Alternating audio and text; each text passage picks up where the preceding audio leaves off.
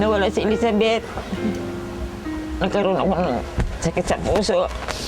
Sakit ng baywang ko. Lahat na lang masakit sa akin. Hindi ako makatulog. Alas 3 na ng gabi, madaling araw, di pa ako makatulog eh.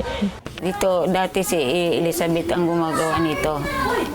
Hindi ako nagpihirap dito sa paglinis ng bahay. Siya lahat ang gumagawa. Eh ngayon wala na siya, ako nang gumagawa nito. Kaya naalala ko siya lagi, umiiyak ako. Naghinayang ko sa anak ko na yan kasi ang bait yan. Masipag yan. Hindi mo na utusan. Gabi-gabi magdadasal ako pag oras na maalala ko siya. Nanonood akong TV hanggang alas 2, alauna.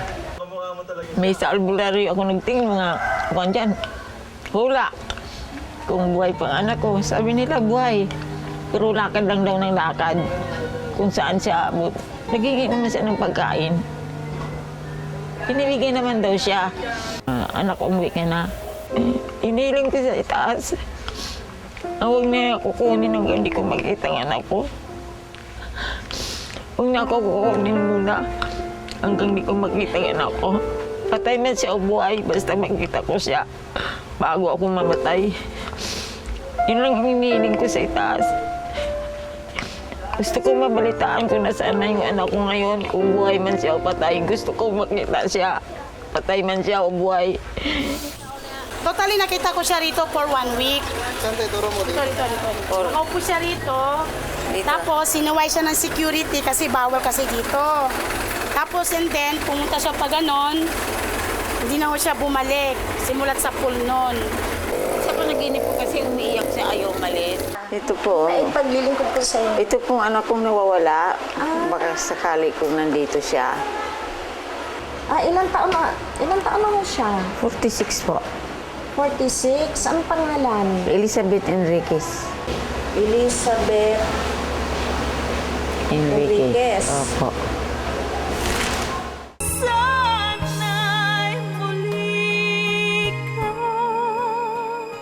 Kulam ang itinuturo ni Aling Veronica na tumupok sa katinuan ng kanyang anak na si Betchy.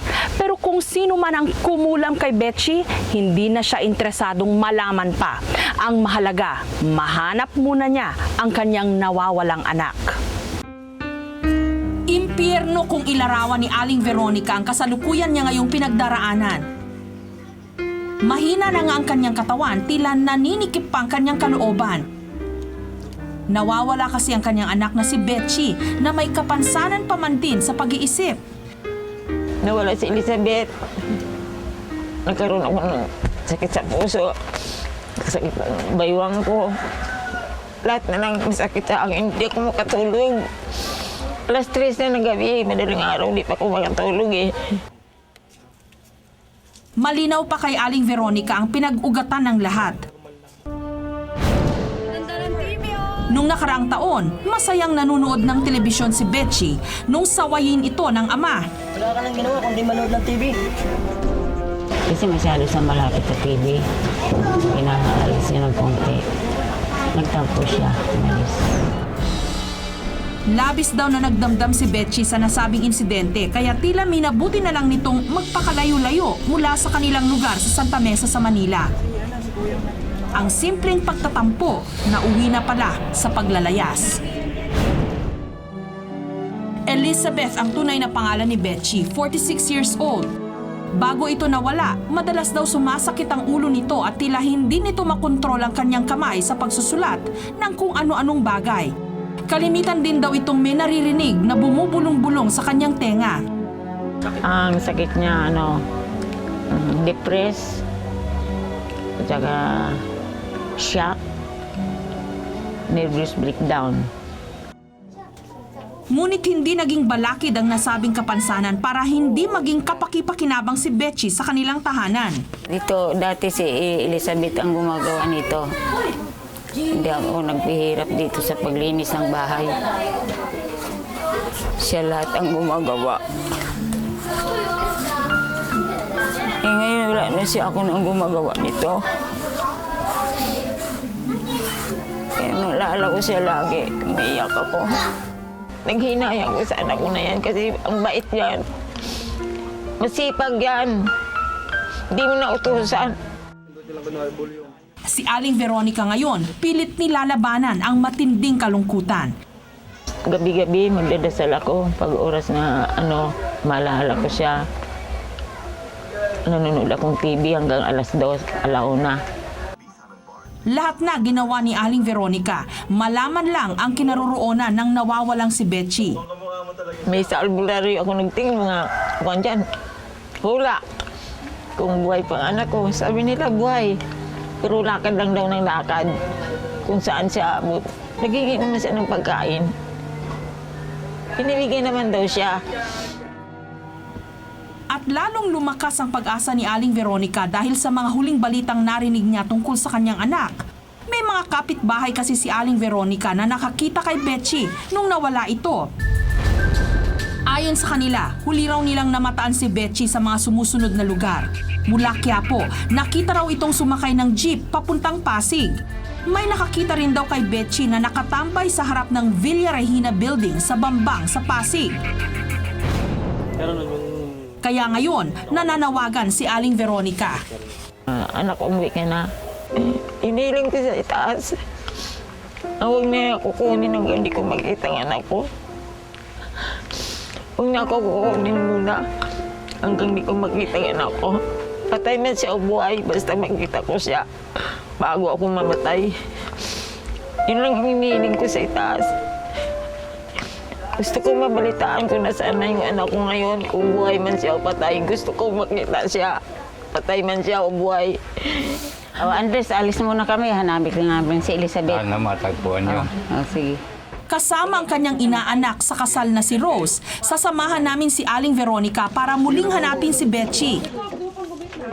Kahit hirap na sa pagbibiyahe, determinado pa rin siya na makita si Betchy. Una naming tinungo ang Villa Regina Building sa Pasig. Sabik na sabik akong pumunta ulit dito sa Pasig. Baka sakali nandito anak ko, baka na bumalik dito. Kasi lakad lang daw ng lakad eh. Baka niikot-ikot lang dyan. Pagdating doon, inabutan namin si Wilma, kaibigan ni Aling Veronica. Si Wilma ang nakakita kay Betchy na minsan daw itong tumambay rito. Totally nakita ko siya rito for 1 week. Saan tayo, turo mo dito? Nakaupo siya rito. Tapos sinuway siya ng security kasi bawal kasi dito. Tapos and then pumunta siya pa ganon. Hindi na ho siya bumalik. Simulat sa pool noon. Sa panaginip ko kasi umiiyak siya, ayaw malis. Ganon ba siya? Ganon ba siya dito nung palis? Hindi, kumakain siya ng soft drinks noon ng Sprite. Saka tinapay. Wala naman kaming nakuhang bagong balita. Minarapat na lang naming sadyain ang pinakamalapit na presinto. Mga 40 plus na yan. 46 years old. Sa ngayon po, wala pa rin po kaming balita sa to dahil noong isang taon pa ho ito eh. Oo. Iwanan nyo na lang po kami ng litrato kung sakaling makikita namin. Si Aling Veronica, walang ibang nagawa kundi mag-iwan na lang ng larawan ni Betchy. Baka sakali raw kasing matsyempuhan ito ng mga pulis sa kanilang pagroronda. Tumulak naman kami papunta sa DSWD ng Pasig City Hall. May nakapagsabi kasi sa amin na dito dinadala ang mga taong napupulot mula sa mga lansangan ng Pasig.